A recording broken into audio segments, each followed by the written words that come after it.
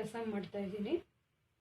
ಅದಕ್ಕೆ ಬೇಕಾಗಿರೋ ಇಂಗ್ರೀಡಿಯೆಂಟ್ಸು: ಜೀರಿಗೆ 1 ಸ್ಪೂನು, ಮೆಣಸು 1 ಸ್ಪೂನು, ಟೊಮೆಟೊ ದೊಡ್ಡದು 1, ಹುಣಸೆಹಣ್ಣು ನಿಂಬೆ ಗಾತ್ರ, ಕೊತ್ತಂಬರಿ ಸ್ವಲ್ಪ, ಕರಿಬೇವು ಸ್ವಲ್ಪ, ಹಸಿರು ಮೆಣಸಿನ್ಕಾಯಿ 4, ಬೆಳ್ಳುಳ್ಳಿ 20 ಎಸಳು, ಒಗ್ಗರಣೆ ಒಣಮೆಣಸಿನ್ಕಾಯಿ 3, ಇಂಗು, ಸಾಸಿವೆ, ಅರಿಶಿನ ಅರ್ಧ ಸ್ಪೂನು, ಉಪ್ಪು ರುಚಿಗೆ.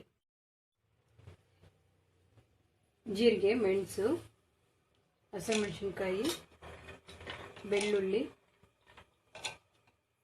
ಟೊಮೆಟೊ, ಹುಣಸೆಹಣ್ಣು, ಉಪ್ಪು,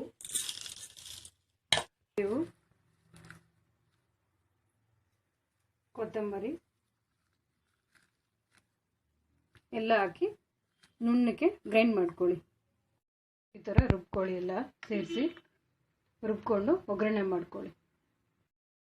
ಎಣ್ಣೆ 2 ಸ್ಪೂನು ಅಥವಾ ತುಪ್ಪ ಹಾಕ್ಕೊಳ್ಳಿ. ಸಾಸಿವೆ, ಒಣಮೆಣಸಿನ್ಕಾಯಿ ಮುರಿದು ಹಾಕ್ಕೊಳ್ಳಿ. ಇಂಗು,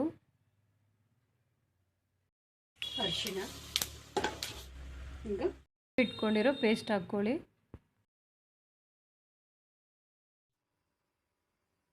ನೋಡಿ, ರುಬ್ಬಿರೋ ಮಸಾಲೆ ಹಾಕ್ಬಿಟ್ಟು 1 ಚಮಚ ನೀರು ಹಾಕಿದ್ದೀನಿ ನಾನು.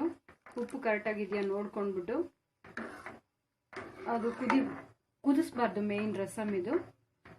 2 ಬಬಲ್ ಬಂದರೆ ಸಾಕು ಮೇಲ್ಗಡೆ. ಸ್ಟವ್ ಆಫ್ ಮಾಡಿಬಿಟ್ರೆ ರಸಮ್ ರೆಡಿ.